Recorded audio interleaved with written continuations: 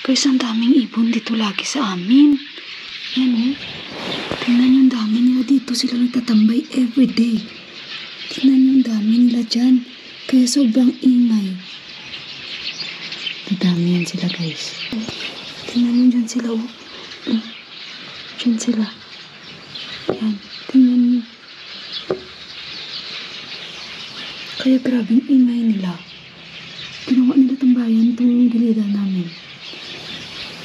Pasensya na kayo sa ingay dahil nagre-refill kami ng tubig at ayun o, inom kami ng tea. Nag-order kami ng snacks namin. Kasal. Ang ibig sabihin niyan, pag ganyan, parang nagpaparada sila, susunduin nila yung babae. Ganyan sila guys, isang tribo ang susundo sa babae. I think dumiretso sila. Maganda sana kung dadaan sila, makikita natin. Susunduin nila yung bride, isang tribo yun. Kagaya nung nung makita nyo rin sa amin. Nag-ano kami ng kasal ng pinsan ni Deepak. So maglagay muna ako ng hot water. Guys, hindi ko ba alam guys, bakit may mga dito, langgam sa amin. Itim lahat. Sana dito sila kaso lang hindi sila dumaan. Yung basura din today, hindi sila dumating. So nag-order kami ng aming pang snacks. Ang snacks namin ay chicken roll. Yan yung bago naming favorite. Yung mga iwo, nakita nyo. Ginawa lang nila tambayan yung gilida ng namin, yung dito na area namin sa terrace. Ayoko nga ng kalapati pero ang ibon naman guys ang nagtambay dyan. Pero okay lang, sabi ko nga, kay Deepak, dinala ng nakatira sa ating ibon ang buo niyang grupo. Sabi ko, dala ko na yung malaking basket. Naririnig ko. Parang doon banda nila sinundo, yung bride. Guys, alam nyo ngayon palang foggy na. Foggy na. Makikita mo kasi hindi natin makikita ang mga bundok. Kita nyo? Parang smoky ba? Yan, makikita nyo na ang fog ngayon pa lang. Foggy guys. At malamig yung hangin. Ito yung ina-avoid ko minsan. Kasi madali. Baka yung lamig ba? Yung ulo natin. So, ayan. At basa yung buhok ko. Mag-dry muna ako ng buhok ko guys, no? Nahirap yung lamig na to. So, ayan guys. Nag-hair dry na ako. Yung aking kapitbahay. Nandyan, oh. Masipag na kapitbahay ko yan. Mabait yan mga kapitbahay ko na yan. Hello! Say hi! Babay silang dalawa. So ayun guys, tingnan nyo yung nilabahan ko kanina at doon pa. Lahat yan nilabahan ko.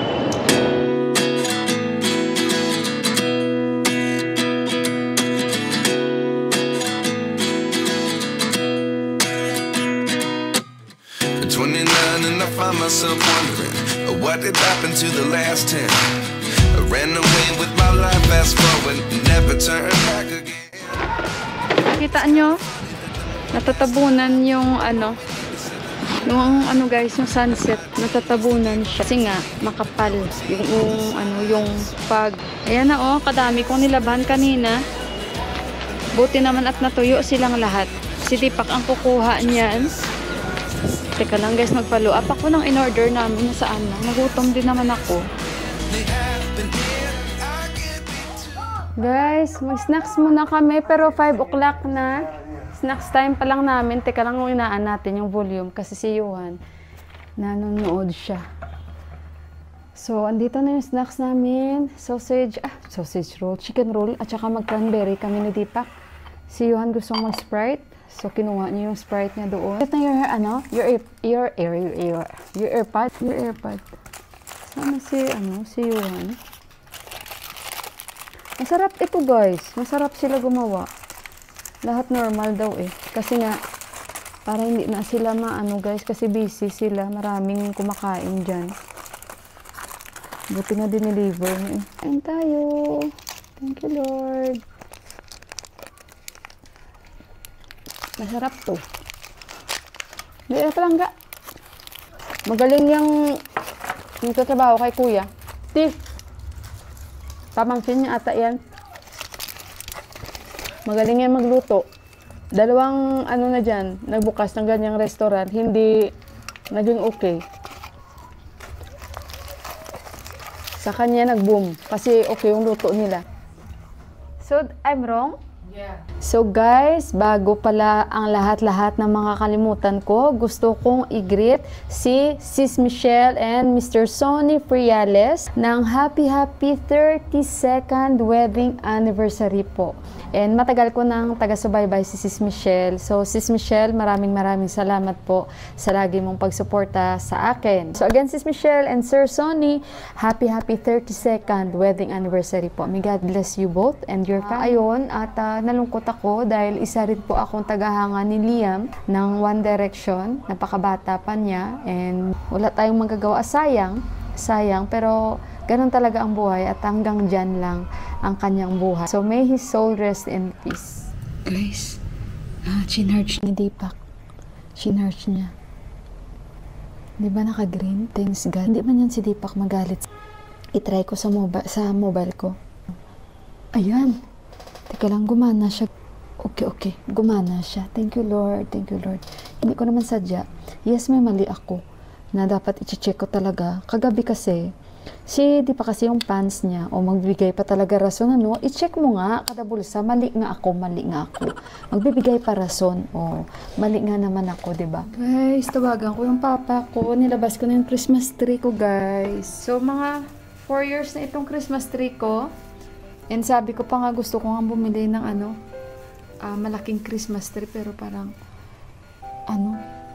hindi man advisable. Hindi man si Papa, wala man ni Garing. Alam niyo ba, last year, madilim, no? Kasi yung ilaw namin dito, yung ilaw namin dito, ipapaayos ko to kay Bay. Yung guys, tawag nito. Last year, bumili pa ako ng mga Christmas decor ko. And excited ako that time. So, hindi ko siya na-display agad-agad. No wonder pala that time. Kasi yung kapatid kong lalaki, namatay po siya. So, kaya ganun. Bakit yun? So, yun. Kaya may mga bago akong Christmas decor na hindi ko siya nagamit. Kasi nga, gawa nga nung hindi ko expect yung mangyayari sa amin. So, kaya yun. Yung decorate ako, puro white yung mga dinecorate ko, guys. So, ayan. Pinip ko siya separate. Kasi alam nyo naman, kinaugalian na natin. Yung mga, yung decor natin, kinaugalian na natin mag-decorate. And pag after, keep natin separate. Ito pa yung mga bago na nabili ko. Na tinamad na akong mag-display ng time na yun, guys. Kasi nga, gawa nga na namatay yung kapatid ko. So, ito yung nabili ko na hindi ko ito na-decorate. Yan. Na parang sabi ko, ayoko mag-decorate na. So, kaya, yung Christmas tree ko actually, puti lahat ng mga nilagay ko. So, ito yung rason. Yan yung ipapalit ko dyan. Yan, ilang taon na yan. Guys. Hindi ko yan tinatanggal. Kasi para sa akin, pag nandyan, parang nafe-feel ko araw-araw Pasko. Parang nagbibigay siya happiness sa akin. Lalong-lalo nandito ako sa Nepal, na kung saan itong bansa na ito is hindi nagse-celebrate ng Pasko. Walang Pasko, walang New Year dito. So, ito pa yung nabili ko last year. Bagong-bago pa yan. And baka palitan ko or depende. So, every year talaga, guys, bumibili ako ng Christmas decor ko dito. And ayan, may mga decoration din ata ako na hindi ko nakabit. Christmas light ko, ilang taon na din yung Christmas light ko, guys. So, kaya, ayun. At saka, yun, yung mga, pa ako, decoration pa ako, Christmas decor pa ako na hindi ko nga nasabit. Kasi nga, tinamad na ako. Yan. Kasi nga, hindi ko expect. Actually, nabili ko na ito bago pa mamatay yung kapatid ko. And, kaya pala parang, hindi ko pa siya dinidisplay. Parang wala pa. Yung ganon. Tingnan nyo, binabalot ko talaga yan. Yan. Pupunta ulit ako doon sa bilihan. Yan. Kasi white lahat yung dinisplay ko last year, diba? So, pupunta ulit ako doon sa binibilan ko lagi. Ganon ako, guys. Tingnan nyo. Binabalot ko talaga yan. Snowflakes. Kasi nga white lahat yung ginawa ko. So, parang every year, iba-iba yung aking display. And Tingnan natin kung ano mga maidagdag natin sa ating napakaliit na Christmas tree. Kaya ayun, ang papa ko tulog na. Wala pa namang alas 7 dito. So means mga 9 o'clock. 9 o'clock sa atin. Try natin ulit. Kasi sasagot naman yun. So ayun, maglagay tayo ng Christmas tree natin. Tingnan natin.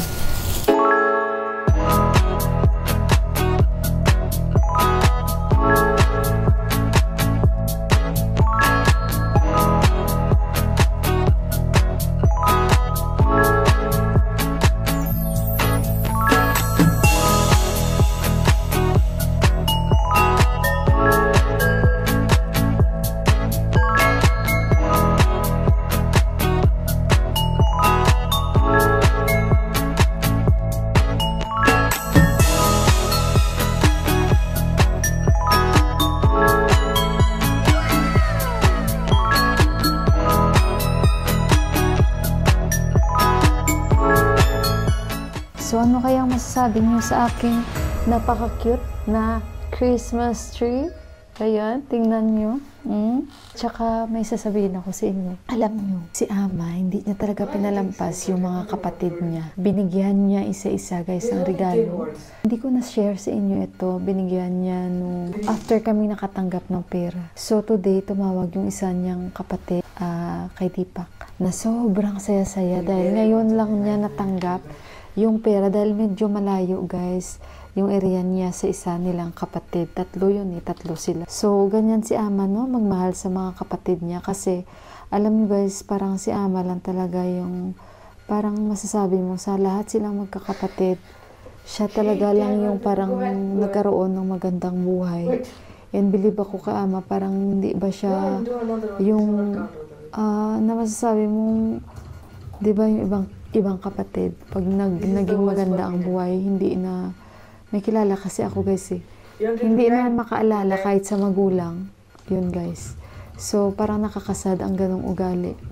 So, ayun, si Ama guys, pag nandito yan siya, asahan nyo, yung bunsong kapatid, yung mga pamangkin ni Ama na talagang taga-village, kasi mga kapatid ni Ama sa village talaga, kung saan si Juan Kinalbo, doon yan sila. Grabe guys, kung ano lang yung buhay nila, sobrang hirap. As in farmer talaga sila. Kahit si Ama, sinasabi niya yan sa akin, na Mila, sobrang hirap ng mga kapatid ko.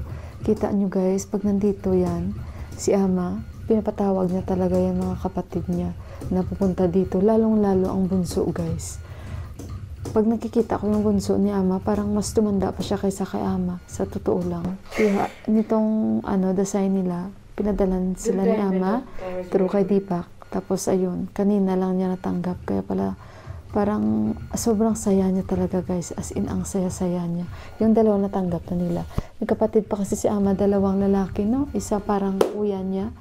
And yung isa, yung bunso na palagi niyo nakikita dito. Pag nandito yan siya. Yung dalawang lalaki hindi ang pumupunta dito. Tapos yung kuya, dito rin sa Kathmandu. Pero namatay na yan guys. Yun, okay yun kahit paano kasi yung mga anak niya. Pero namatay na siya. Pag tuwing Dasay, pumupunta kami doon, dinadala kami ni Ama noon yun.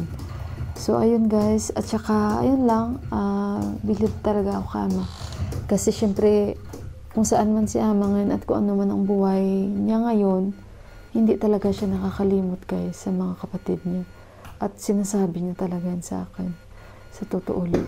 Lahat, kung hanggat kaya ni Ama magbigay material na bagay sa mga kapatid niya, nagbibigay talaga siya guys. Grabe si Ama. Kung siguro bata-bata pa si Ama, ay, sa amin nga lang, lagi ba niya kami talaga iniisip dito? Ay, grabe si Ama. Kung pwede nga lang ibigay niya lahat pa. Sabi ko nga, kung bata pa siguro si Ama, at talagang kung bata pa siya, no? Na nagtatrabaho pa siya, hindi talaga siya guys madamot. Sa totoo lang, hindi talaga madamot yun si Ama guys. Kaya dyan ako talaga believe sa kanya. Si Buwa ganun din, hindi din talaga madamot. So, kaya sobrang touch ako kanina nung narinig ko kasi nagtanong ko kay Deepak. Pero alam ko na yun nung last. Pero nung kanina ba, na bakit parang sobrang yung kanyang sobrang happy na gano'n, na sabi ko panay pasalamat, yung gano'n. Kaya nagtanong ko kay Deepak. Sabi ko, bakit? Sabi ni Deepak, yung nakuha nilang pera, nagpaano lang siya, na nakuha na, ganito, ganyan. So, ayun guys. Wala lang na-share ko lang sa inyo kasi parang na-touch talaga ako ka. Merry Christmas! So, ayun guys. Mag-good night ako sa inyo dahil alas 11 na. Time na para mag-refresh at humiga. Mag-prepare ng mga yutan po ko dahil malamig na. Ang weather namin ngayon bago ako mag-good night sa inyo is nasa 17 degrees tayo. Very cold. So, very cold guys. Pero si Juan ayaw niya magsuot ng pajama. Ayaw niya magsuot ng tingnan niyo ako. Pajama not started yet. Pajama not started yet. Ramdam ko na dito yung lamig. So, ayun, magpapalit na rin ako ng pantulog, and toothbrush, saka yun, yung mga yutan po ko. So, good night, guys. Thank you again. And I love you all. Pang thumbnail muna. Good night. Bye-bye.